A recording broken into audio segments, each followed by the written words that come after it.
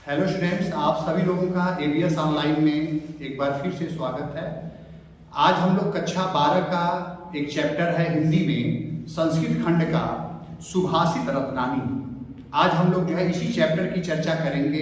Actually ये chapter board की परीक्षा की दृष्टि से काफी महत्वपूर्ण है। तो आइए चलते हैं हम लोग जो है इस चैप्टर की तरफ। देखिए, इसमें पहला श्लोका है भाषासु मुख्या मधुरा दिव्या गिर्वा भारती तस्या ही मधुरम काव्यम तस्मादपि सुभाषितम। भाषासु मुख्या मधुरा दिव्या गिर्वा भारती। भाषाओं में मुख्य, भाषासु मुख्या भाषाओं में मुख्य, मधुरा मधुर, दिव्या दिव्य, गिरवाड़ भारती अर्थात देववाणी भाषा माने संस्कृत भाषा है। माने भाषाओं में मुख्य, दिव्य, मधुर, देववाणी भाषा माने संस्कृत भाषा है। तस्या ही मधुरम काव्यम, उससे ही अधिक जो है मधुर काव्यम इसके काव्य हैं। तस्मादपि सुभाषितम, जो इनकी शोभा को बढ़ाते हैं। अब पूरी बात को हम लोग एक साथ लेकर के चलें। भाषासु मुख्या भाषाओं में मुख्य, मधुर, दिव्य, देववाणी भाषा संस्कृत भाषा है। उससे ही अधिक मधुर इसके काव्य होते हैं जो इनकी सुंदरता को बढ़ाते हैं। अब हम लोग दूसरे श्लोक की तरफ चलें, ये इंपॉर्टेंट है। सुखार्थिनः कुतो विद्या कुतो विद्यार्थिनः सुखम। सुखार्थी वा त्वजेत विद्याम विद्यार्थी वा त्वजेत सुखम। सुखार्थिनः कुतो विद्या, सुख चाहने वाले को विद्या कहा। कुतो विद्यार्थिनः सुखम, और विद्यार्थी को सुख कहा। सुखार्थी वा त्वजेत विद्या विद्यार्थी वा त्वजेत सुखम। सुखार्थी वा त्वजेत विद्या, सुख चाहने वाले को विद्या का त्याग कर देना चाहिए। विद्यार्थी वा त्वजेत सुखम, और विद्यार्थी को सुख का त्याग कर देना चाहिए। अब जरा हम लोग पूरा एक साथ बोले। सुखार्थिनः कुतो विद्या, सुख चाहने वाले को विद्या कहा। कुतो विद्यार्थिनः सुखम, और विद्यार्थी को सुख कहा। सुखार्थी वा त्वजेत विद्याम, सुख चाहने वाले को विद्या का त्याग कर देना चाहिए। अब विद्यार्थी वा त्वजेत सुखम, और विद्यार्थी को सुख का त्याग कर देना चाहिए। अब यह तीसरा श्लोक है। जल बिंदु निपातेन क्रमशः पूर्यते घट स हेतु शर विद्यानां धर्मस्य च धनस्य च। जल बिंदु निपातेन, जिस प्रकार जल की छोटी छोटी बूंदें क्रमशः पूर्यते घट, घड़ी को पूरा भर देती हैं। जल की छोटी छोटी बूंदें अंततः घड़े को भर देती हैं। सह हेतु सर्व विद्यानां धर्मस्य च धनस्य च, वही स्थिति सभी विद्या में, धर्म में और धन में है। मतलब विद्या भी आपको धीरे धीरे ही आएगा, धर्म मतलब ज्ञान भी आपको जो है धीरे धीरे ही होगा, और धनस्य च, धन भी आपको धीरे धीरे ही आएगा। जिस प्रकार जल की छोटी छोटी बूंदें अंततः घड़े को भर देती हैं, ठीक उसी प्रकार माने वही स्थिति जो है सभी विद्या में, धर्म में और धन की है। देखिए, चौथा जो है श्लोका है। काव्य शास्त्र विनोदेन कालो गच्छति धीमताम व्यसनेन च मूर्खाणां निर्दया कलहेन वा। काव्य शास्त्र विनोदेन, जो विद्वान लोग होते हैं, बुद्धिमान लोग होते हैं, काव्य शास्त्र विनोदेन कालो गच्छति धीमता, उनका समय जो है काव्य शास्त्र की चर्चा करने में व्यतीत होता है। मतलब बुद्धिमान लोगों का समय काव्य शास्त्र की चर्चा में व्यतीत होता है। व्यसनेन च मूर्खाणां निर्दया कलहेन वा। ठीक इसके विपरीत जो मूर्ख लोग होते हैं, मूर्ख लोगों का समय व्यसनेन मतलब बुरी आदतों में, निद्रया सोने में, कलहेन बात विवाद या लड़ाई झगड़ा करने में व्यतीत होता है। मतलब काव्य शास्त्र विनोदेन कालो गच्छति धीमताम व्यसनेन च मूर्खायाम निर्दया कलहेन वा। बुद्धिमान लोगों का समय काव्य शास्त्र की चर्चा में व्यतीत होता है और दुष्ट लोगों का समय, मूर्ख लोगों का समय व्यसनेन बुरी आदतों में, निद्रया सोने में और लड़ाई झगड़ा करने में व्यतीत होता है। चलते हम लोग 5वें श्लोका की तरफ। न चौर्हार्य न च राजहार्य, ये काफी इंपॉर्टेंट है। न भ्रातृभाज्यम न च भारकारी व्यये वित्ते वर्धत एव नित्यम विद्याधनम शौरधनम प्रधानम। न चौर्हार्य, न इसको जो है चोर चुरा सकता है, न राजहार्य, न इसका राजा जो है हरण कर सकता है, अर्थात राजा इसको न छीन सकता है। न भ्रातृभाज्यम, न इसे भाइयों में बांटा जा सकता है। न च भारकारी, और ये भार स्वरूप भी नहीं होता है। व्यय कृते वर्धत एवं नित्यम, इसका जितना जो है आप जो है यूज करेंगे, प्रयोग करेंगे, उतना ही प्रतिदिन ये बढ़ता जाएगा। और विद्या धनम सर्वधनम प्रधानम, विद्या रूपी धन जो है सभी धनों में प्रधान होती है। मतलब विद्या रूपी धन को न चोर चुरा सकते हैं, न इसको राजा जो है छीन सकते हैं, न इसे भाइयों में बांटा जा सकता है, न ही ये भार स्वरूप होता है। और प्रतिदिन इसका जितना जो है आप जो है यूज करेंगे, प्रयोग करेंगे, उतना ही ये बढ़ता जाएगा। अर्थात विद्या रूपी धन सभी धनों में प्रधान होती है। तो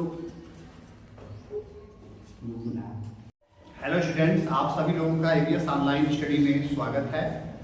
देखिए, हम लोग क्लास 12 के हिंदी के चैप्टर में सुभाषित रत्नानी जो संस्कृत खंड है उसी की जो है चर्चा कर रहे थे, और उसमें जो है 6वां जो श्लोका है उसी की चर्चा हम लोग करेंगे।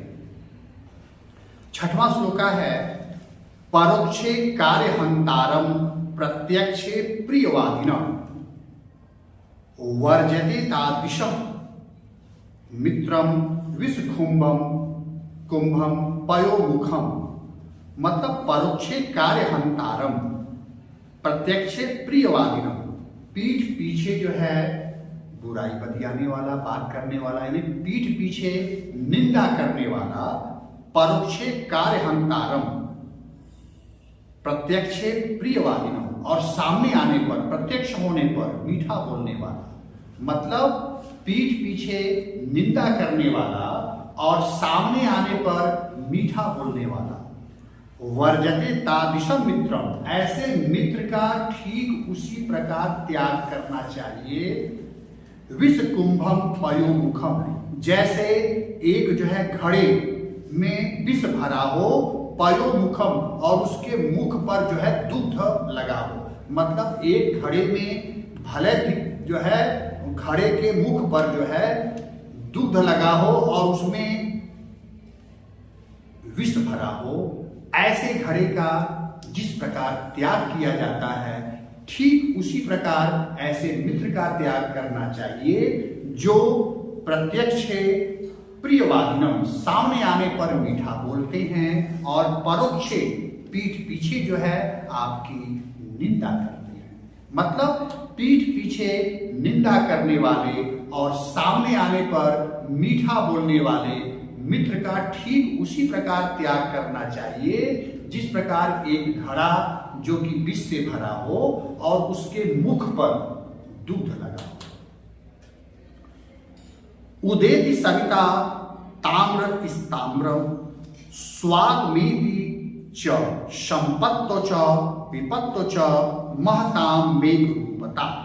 उदेति सविता, जिस प्रकार जो है सविता, सविता का मतलब सूर्य है। सूर्य उदेति, उदय के समय, और तामिस्त्रामम स्वातमेतु, और जो है जब अस्त होता है, अस्तमेतु, अस्तमेतु का मतलब होता है डूबना। माने सूर्य जो है जिस प्रकार उदय के समय और अस्त के समय दोनों स्थितियों में जो है लाल होता है। सूर्य जब उदय होता है तो भी लाल होता है और अस्त होता है तो भी लाल होता है। संपत्तो च विपत्तो च महताम मेघ रूपता। ठीक उसी प्रकार विद्वानों को संपत्ति और विपत्ति मतलब सुख और दुख दोनों स्थितियों में जो है जो महान पुरुष होते हैं उनको समान अवस्था में रहना चाहिए, अर्थात एक ही अवस्था में रहना चाहिए। जैसे आपके पास सुख आए या दुख आए, दोनों स्थितियों में जो महान लोग होते हैं वो एक समान अवस्था में रहते हैं। घबराना नहीं चाहिए, ये नहीं कि सुख आ गया तो लगे जो है घबरा गए या खूब जो है लगे उछलने और दुख आने पर लगे रोने, तो ऐसी बात नहीं। सुख और दुख दोनों स्थितियों में जो महान लोग होते हैं वो समान रहते हैं। 8वां श्लोका है विद्या विवादाय धनम बदाय शक्ति परेशान परिपीडनाय खलस्य साधो विपरीत मिज्जानाय दानाय च रक्षणाय। विद्या विवादाय धनम बदाय शक्ति। जो दुष्ट लोगों की विद्या होती है, यदि दुष्ट लोगों की विद्या की बात किया जाए तो दुष्ट लोगों की विद्या विवादाय विवाद के लिए होती है। माने दुष्ट लोगों की विद्या विवाद के लिए, धनम मदाय और धन हो जाए तो उनके पास जो है घमंड आ जाएगा। धनम मदाय शक्ति आ जाए तो परेशान परिपीडनाय माने दूसरों को वो परेशान करने लगते हैं। माने दुष्ट लोगों की विद्या विवाद के लिए, धन घमंड के लिए और शक्ति दूसरों को कष्ट पहुंचाने के लिए होती है। खल से साधो विपरीत मित सज्जनाय दानाय च रक्षणाय। ठीक इसके विपरीत सज्जन लोगों की विद्या ज्ञान के लिए, संपत्ति दान के लिए और शक्ति दूसरों की रक्षा के लिए होती है। अब जरा एक साथ हम लोग बोलते हैं, विद्या विवादाय धनम पदाय शक्ति परेशान परिपीडनाय खलस्य साधो विपरीत मिज्जनाय दानाय च रक्षणाय। दुष्ट लोगों की विद्या विवाद के लिए, संपत्ति घमंड के लिए, शक्ति दूसरों को कष्ट पहुंचाने के लिए होती है। इसके विपरीत सज्जनों की विद्या ज्ञान के लिए, संपत्ति दान के लिए और शक्ति दूसरों की रक्षा के लिए होती है। अब इसके बाद 9वां जो है श्लोका है सहसा विद्धीत न क्रियाम विवेक परमा पदाम पदम विद्युते ही युवि मुख्य वारिण गुणलुब्धा स्वमेव संबद्ध। माने सहसा विद्धीत बिना सोचे समझे, बिना विचार किए, माने बिना विचार किए यदि कोई कार्य किया जाए तो बाद में उसमें जो है कठिनाई का सामना करना पड़ता है। यानी बिना सोचे समझे यदि किसी कार्य को किया जाए तो बाद में कठिनाई का सामना करना पड़ता है। और सोच समझ करके किया गया कार्य, यदि कोई सोच समझ करके क्रिया जो है कार्य करता है तो लक्ष्मी स्वयं जो है उस स्थान पर वर्ण करती है। माने यदि जो है कोई व्यक्ति बिना सोचे समझे यदि कोई कार्य करता है तो बाद में उसको जो है कठिनाइयों का सामना करना पड़ता है। और यदि कोई व्यक्ति सोच समझ करके कोई कार्य करता है तो ऐसे जगह पर लक्ष्मी स्वयं जो है उनका वर्ण करती है। हेलो स्टूडेंट्स, आप सभी लोगों का एबीएस ऑनलाइन स्टडी में एक बार फिर से स्वागत है। देखिए, हम लोग क्लास 12th में जो हिंदी का एक चैप्टर है सुभाषित रत्नानी संस्कृत खंड में, उसी की चर्चा जो है कर रहे हैं। और उसमें 10वां जो है श्लोका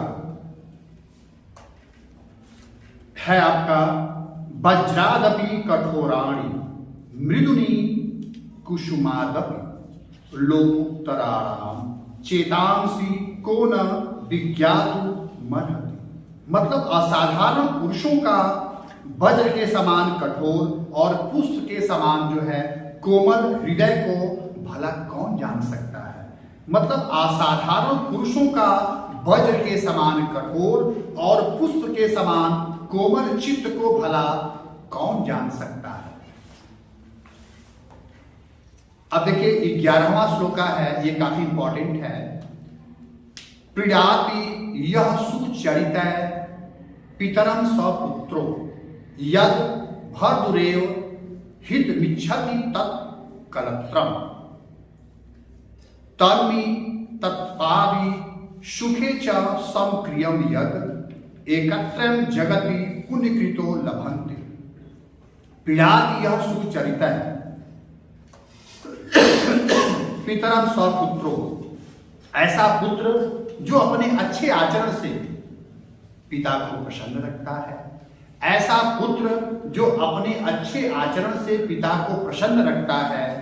यद भर्दुरेव हित विच्छति तत्र कलत्रम, और ऐसा जो है पति, ऐसा जो है पति नहीं बल्कि पत्नी, ऐसी पत्नी जो सदैव जो है अपने पति का हित चाहती हो।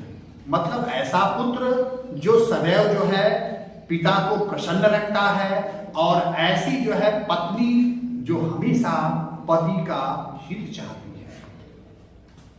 तन्निदापि सुखे च समक्रियम यदम, और ऐसा मित्र जो सुख और दुख दोनों में जो है आपका साथ दे, माने सुख और दुख में दोनों में जो है साथ देने वाला मित्र इस संसार में तीनों बहुत ही पुण्यशाली जो है, बहुत ही भाग्यशाली मनुष्य को ही प्राप्त होता है। क्या बोले हम? अपने ऐसा पुत्र जो अपने अच्छे आचरण से पिता को प्रसन्न रखता है, और ऐसी जो है पत्नी जो सदैव पति का हित चाहती है, और ऐसा मित्र जो सुख और दुख दोनों में जो है साथ निभाता है।